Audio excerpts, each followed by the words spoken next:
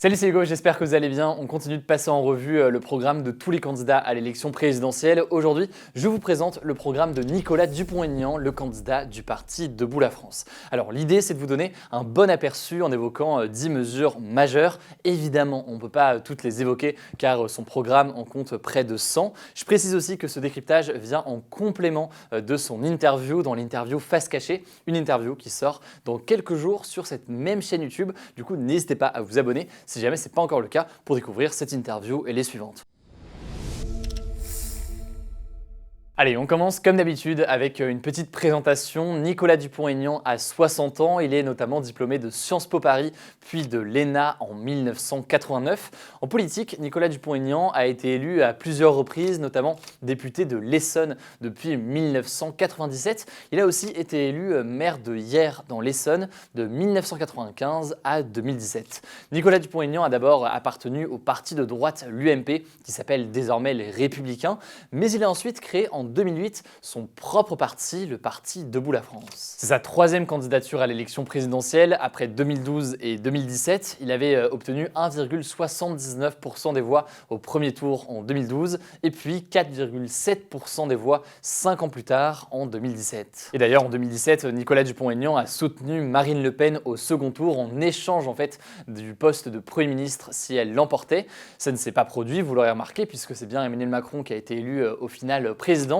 Et pour 2022, Marine Le Pen a proposé en fait une nouvelle alliance à Nicolas Dupont-Aignan, cette fois-ci donc dès le premier tour, mais lui a refusé, préférant donc se présenter seul avec son programme à lui. Alors la toute première mesure que prendra Nicolas Dupont-Aignan s'il est élu, c'est de supprimer toutes les restrictions sanitaires et notamment de mettre fin au pass vaccinal auquel il était opposé depuis le début. En fait, il considère que c'est une privation de liberté. Alors d'ici le premier tour en avril, peut-être que ça n'existera déjà plus en France, mais c'est tout de même important d'en parler aujourd'hui puisque depuis le début de la pandémie, il s'oppose en fait aux restrictions sanitaires du gouvernement. Deuxième mesure souhaitée par Nicolas Dupont-Aignan, c'est une augmentation de 8% du salaire de tous les Français qui gagnent moins de 3 fois le SMIC, c'est-à-dire donc qui gagnent moins de 4 800 € bruts par mois environ. Concrètement, cette augmentation de salaire, ça reviendrait au versement d'un 13e mois, donc un mois supplémentaire de salaire. Et pour rendre ça possible, il veut en fait réduire les cotisations salariales qui sont donc ces impôts prélevés par l'État sur le salaire avant qu'il n'arrive sur le compte en banque de l'employé. Cette réduction des cotisations salariales, selon lui, coûterait environ 20 milliards d'euros à l'État par an, mais ce serait financé, selon lui toujours, par les économies tirées de la lutte contre la fraude à la carte vitale, car selon lui, il y a 1,8 million de fausses cartes vitales en circulation en France, mais c'est un chiffre en l'occurrence très contesté. On a eu l'occasion d'en parler dans le cadre de son interview. Autre mesure économique, Nicolas Dupont-Aignan souhaite rétablir l'ISF, un impôt en fait sur les très grandes fortunes qui avait été supprimé par Emmanuel Macron avec quelques modifications, mais dont je vous passe les détails aujourd'hui. Troisième mesure proposée par Nicolas Dupont-Aignan, c'est la suppression de la loi qui aménage les peines de prison courtes. Cette loi avait été votée en 2019 pour mettre en place des peines alternatives à la prison lorsqu'il s'agit de délits. Mais au-delà de ça, Nicolas Dupont-Aignan veut être plus ferme. Il souhaite aussi abaisser la majorité pénale à 16 ans, ce qui ferait en gros que quelqu'un ayant 16 ans serait jugé comme quelqu'un étant majeur. Et il veut créer 40 000 places de prison supplémentaires en France en utilisant donc une partie des casernes qui sont aujourd'hui désaffectées. On continue avec la quatrième mesure qui concerne aussi la justice. Le candidat souhaite expulser les délinquants étrangers à l'issue de leur peine et il propose même que leur emprisonnement se fasse dans leur pays d'origine quand cela est possible. Il veut également renvoyer les mineurs isolés étrangers, c'est-à-dire donc ces jeunes de moins de 18 ans arrivés en France sans représentant légal en France. Il faut savoir qu'actuellement dans le pays, les mineurs isolés étrangers bénéficient de ce que l'on appelle la protection de l'enfance qui leur donne un certain nombre de droits. A noter au passage que comme Marine Le Pen ou encore Éric Zemmour, Nicolas Dupont-Aignan veut supprimer le droit du sol. Le droit du sol, c'est ce qui fait qu'aujourd'hui, un enfant né en France de parents étrangers obtient la nationalité française à sa majorité sous certaines conditions conditions. Cinquième mesure, Nicolas Dupont-Aignan souhaite sortir de l'Union européenne. En tout cas, il veut sortir de l'Union européenne telle qu'elle fonctionne aujourd'hui. Pour lui, en fait, cette organisation est inefficace, dangereuse et dépassée. Il veut en fait la remplacer par une communauté des nations libres. En gros, ce qu'il souhaite, c'est plus favoriser en fait des réunions en petits groupes avec 3 ou 4 pays autour de projets spécifiques. Et s'il est élu, il arrêtera donc immédiatement toutes les négociations pour l'élargissement de l'Union européenne et l'intégration donc de nouveaux pays, puisqu'il souhaite avant tout changer l'Union européenne et changer ce fonctionnement de coopération entre les pays européens. Sixième mesure, pour redonner un pouvoir de décision aux Français, il souhaite faire adopter ces grandes réformes par référendum, donc en faisant voter la population. Et dans ce même but, il veut aussi instaurer le RIC, le référendum d'initiative citoyenne. C'est ce qui est défendu notamment par les Gilets jaunes. En gros, dès qu'un projet est soutenu par 500 000 citoyens inscrits sur les listes électorales et qui votent ou qui signent par exemple sur une sorte de pétition mise en place par l'État en ligne, eh bien cette loi ou cette proposition est ensuite soumise au référendum.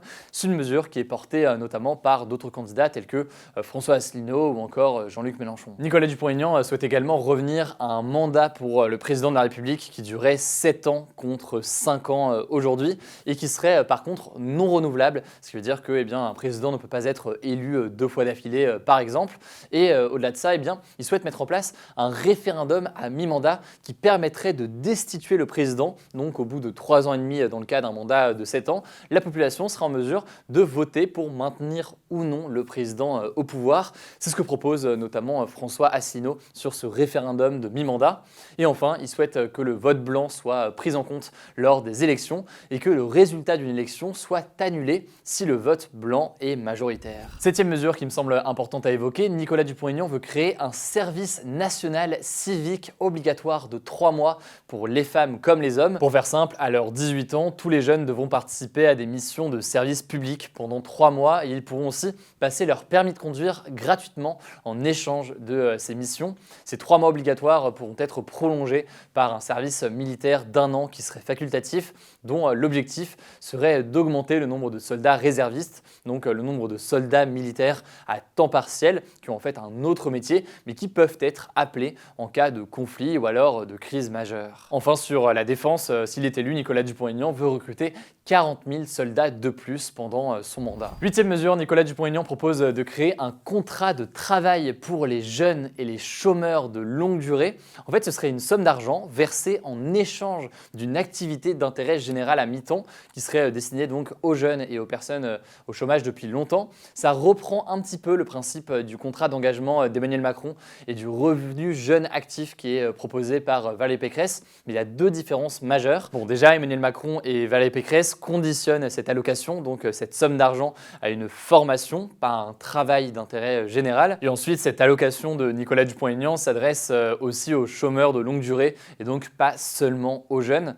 Nicolas Dupont-Aignan est par ailleurs opposé au fait de verser une somme d'argent à tous les jeunes sans condition, comme peuvent le proposer un certain nombre de candidats à gauche. Anne Hidalgo, par exemple, qui propose de verser 5 000 € à tous les jeunes à leurs 18 ans. Neuvième mesure désormais portée par le candidat de Debout la France, elle concerne l'éducation.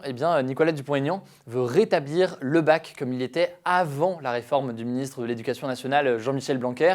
Ça veut dire notamment remettre en place les filières L, ES ou S que vous avez peut-être connues, mais aussi supprimer la prise en compte du contrôle continu dans l'obtention du bac.